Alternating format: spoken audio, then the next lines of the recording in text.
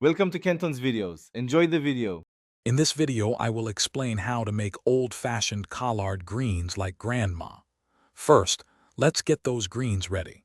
You'll want to select fresh, vibrant leaves and give them a really good wash in cold water, maybe 2 or 3 times.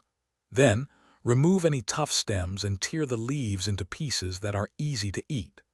This ensures they cook evenly and absorb all that wonderful flavor. This is where the magic begins, building that rich, savory foundation. Start by rendering a smoked ham hock or some bacon in a large pot until it's nice and crispy.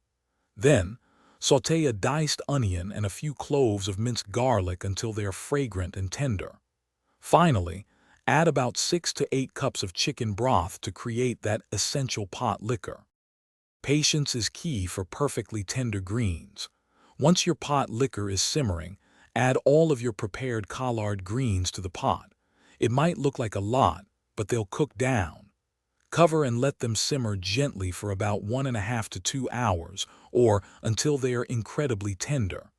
Don't forget to season with salt, black pepper, and a dash of hot sauce.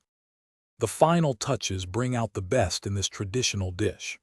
Before serving, give your greens a taste and adjust any seasonings as needed to achieve that perfect balance.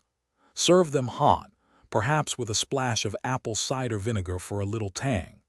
These classic, comforting collard greens are sure to be a hit, just like Grandma used to make. Thanks for watching. Consider subscribing if we helped you.